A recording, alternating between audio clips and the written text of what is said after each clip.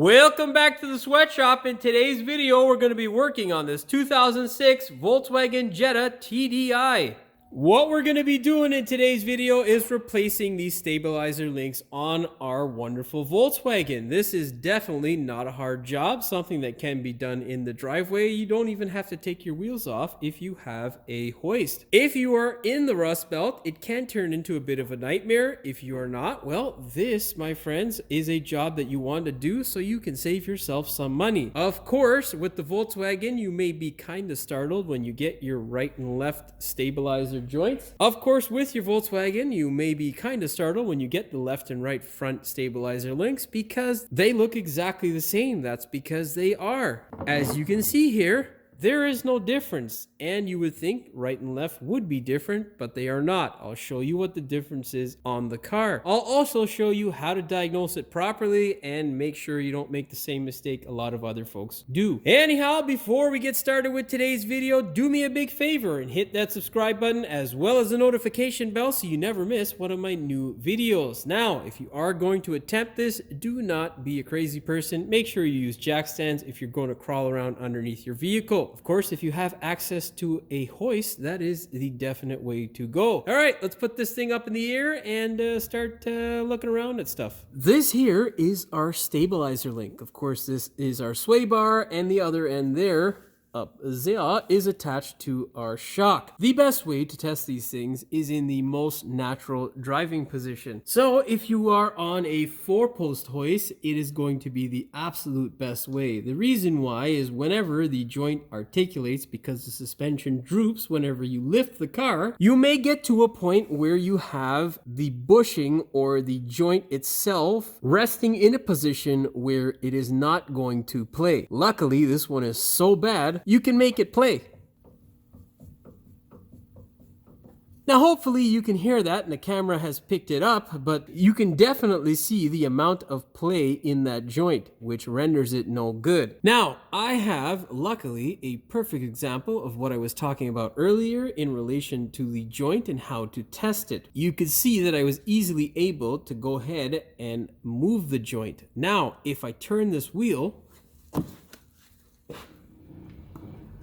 with me turning the wheel now, I cannot, for the life of me, move this joint. There is a perfect example of what I was talking about earlier. It is always best to test joints for play or bushings and all that in its normal state, because when you load them up, when they're not in their normal state, it can give you a false reading. That being said, you really do not need to move anything. You don't even need to take your wheel off really to get this joint apart. The driver's side is a bit trickier, and I'll show you both sides just so you get the idea. But the bottom joint here, if you take the tray off, this guy here, that bottom engine cover or tray, you can push this guy in and get that bolt no problem. And that's exactly what we're going to do. Now this joint here luckily has a nice sized lip, so we're going to get a nice sized vice grip there, chew into that lip, and of course pull this stupid thing off. Now, depending on whether your vehicle has been serviced in the past, the stock joint usually has an 18 mil nut that retains it. This one here is an 18 mil. I'm not sure if it's a stock joint or not. The TDI is actually one of the best products that Volkswagen's ever made. This thing's got about 400,000 and the customer's previous car has well over 600,000. So you may have seen it. It's the silver Jetta if you're keeping up with my Volkswagen TDI videos. Oh my God. Yeah. Squeeze this guy as tightly as possible. You got to feel like there's a vessel about to burst in your brain. That's how you know you squeezed tightly enough and that stupid thing won't rotate. Now go ahead, get your 18 mil and just crank on this guy here. No, I did not loosen that up. That's just crappy, and well, we'll try to take care of that later on. But yeah. Okay, yeah, you know what? Oh.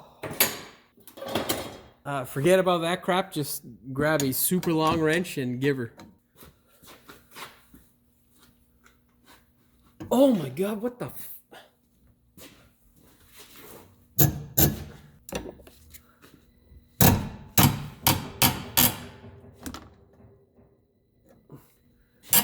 Oh, yeah. All right, I think I got it. Lord have mercy.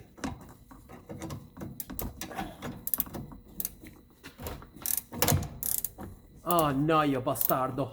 Why are you having a seizure? All right, well, as you can see there, it's a bad idea to knock the camera because, well, that just makes your life a little bit of a pain in the ass. Anyhow, we're gonna swap this little vice grip out for a much bigger one because, well, it's a smart thing to do. Let's try my new one, actually. This is one of those new designed vice grips. Let's see if it's up to the task of getting this stupid thing apart. Oh, we're gonna have to get some more leverage. You know what? Let me see if we just break. No, because if I break this guy off, then it's not gonna help me getting this crap off. Yeah, there we go. There we go.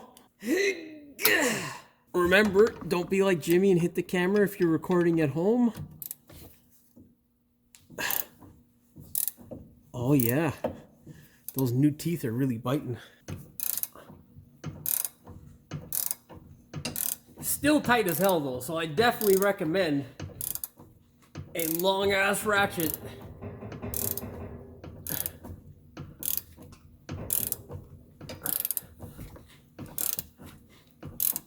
Oh yeah.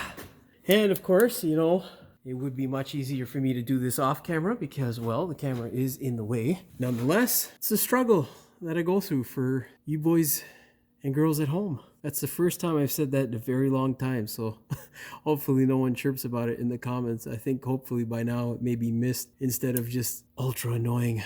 Yeah. Oh yeah, she's a going. Oh. Oh, she spun. I felt it. See if there's any damage on the teats. Oh yeah. Wow, look at that. Vice grip quality, not what it used to be. That guy is pretty chewed up after one grip, and I didn't squeeze it as hard. What's that tell ya? Let's run this guy up a bit. Now, it doesn't hurt to also do this with an impact gun. It's not the easiest thing to get in here, and that's why I'm not using mine. But definitely will make your life considerably easier. I'm surprised actually the vice grip's that chewed up.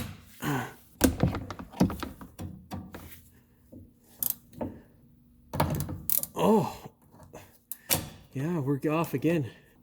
Oh man,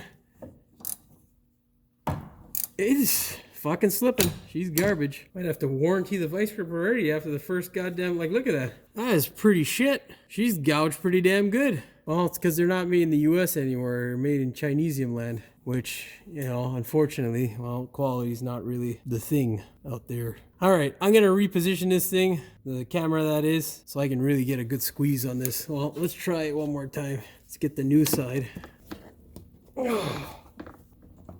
Oh yeah. Wow, that thing is tight, man. Yeah, that lock washer is really doing, or that lock nut is really doing its job.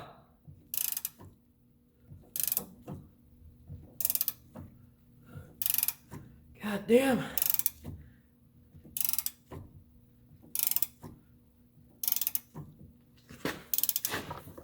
Should start to feel like it's getting loose at some point. Just waiting for that point. Oh yeah. There we go.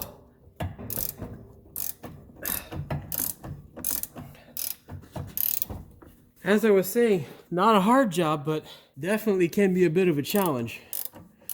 And in case you doubted me about the rust belt, you can see all that rust there. Nice. Yahaha. Now, like I was saying earlier, you don't need to take off your tire, but it may be worth your while in order to get a little bit more room. Second thing is that I may do it just because it's going to be easier to film, but I'm going to try my best not to because, well, who wants to do extra work? Two things I got to tell you. The pain in the ass is to get the vice grip on this side. Really annoying. Second thing is, on the opposing side or the other side strut, the stabilizer link is just pointed the other way. So there really is no difference in the part, and they will work from left to right All you got to do is make sure you don't mix it up somehow. I mean, it's really impossible to, but you know, there are a few special folks out there. Anyhow, we're gonna spray some WD-40 on this to help us along, and if it's still a pain in the ass, we're gonna cut this crap off on the other side and yeah, just get them off, because that thing was pretty seized in there and I didn't think it was gonna be that tough. My hand hurts now. Okay, well, you know what? Second thought, we're just gonna scratch the WD-40 for now, and we're gonna gun it. So get yourself an 18 and just so that's good. Now we got to get our vice grip and try and sneak it in there. All right, so basically I've turned it all the way. Keep in mind this is the passenger side. I've turned it all the way to the right, and we have managed to get our small vice grip on there. And now we're gonna hope for the best by hammering this thing off. Well, thank you God, that came out like a normal goddamn joint's supposed to come out. So yeah, here you go. In case you're wondering what the hell I'm talking about, because I know you couldn't see it, but yeah, okay, I can't thread this in, and now I look stupid on camera. Yeah, there you go. That's what I was talking about. Now, all we got to do the same on the other side. And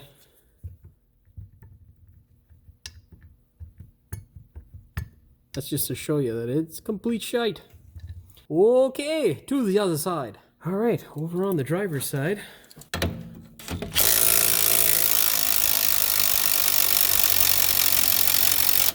I rotate it like that because it'll get some heat in the joint, and sometimes that helps with just making things come apart. Straighten it up a bit, try to get that bastardo on. Oh man, the steering is like really tight. Don't kick the camera. Maybe I should do the bottom joint first, just to make my life a little bit easier, but hey, not known for making my life easier. Because, well, it's supposed to be smart, but hey, I'm a mechanic, so you can tell I've made a lot of not so good choices. Oh man, that's hard to get on there.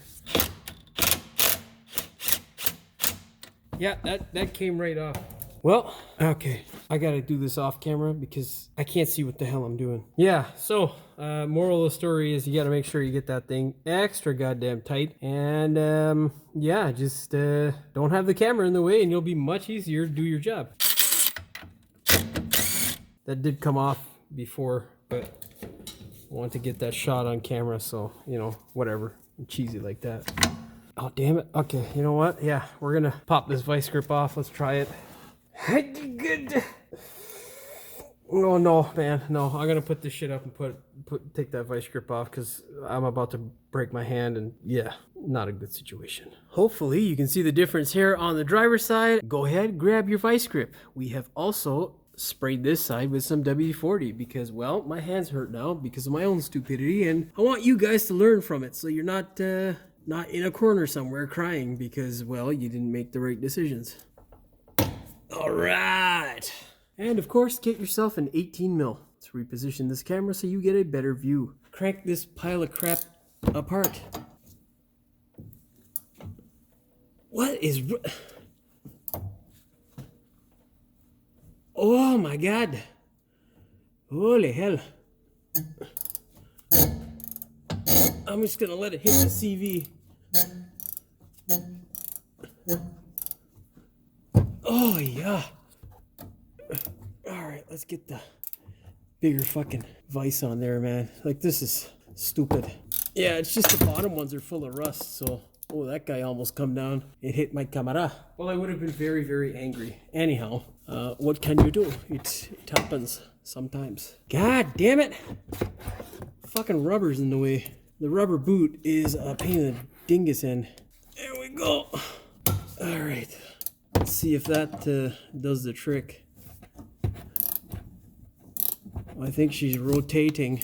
I can't tell, to be honest. Let's keep cranking, see if... yeah, it's rotating.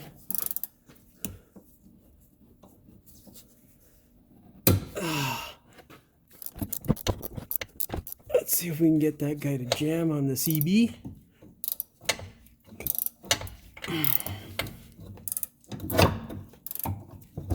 Stop being an asshole, joint. Oh my God! What is your problem, bro? The good thing is it won't be this hard or as horrible when putting in the new ones. So, yeah. Oh, I'm hitting the cable up there. Yeah, that is noise and toit. Fucking. Yeah. Just trying to get this guy to sit in a better position here. Because it's hard to kind of hold your arm over the axle and all that. There you go.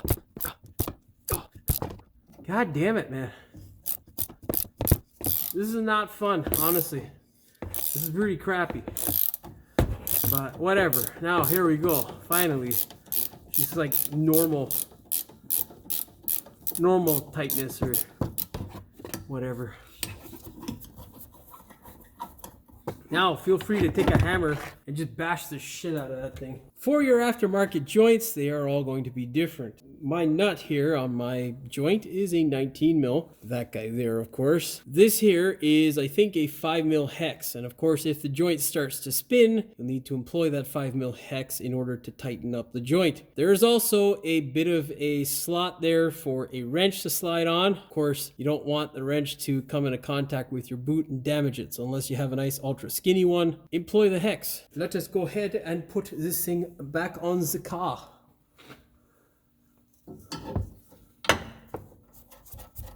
Thread that guy up nicely by hand and begin ratcheting.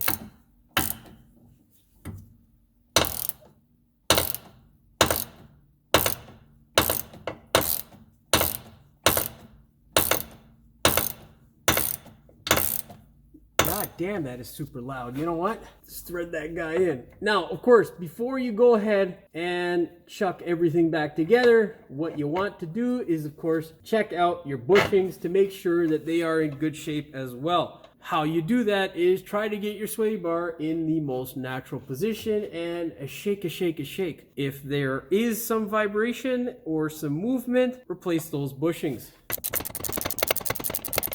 Just snug her on up. Now, I'm not going to tighten up the top joint. I'm going to go and put the other side joint on, and then we will be torquing this guy here and that guy up there to exactly the same torque specs as we do on the other side. Once you've run all your nuts up, go ahead, grab your torque wrench, set it to 48 foot-pounds or 65 newton meters.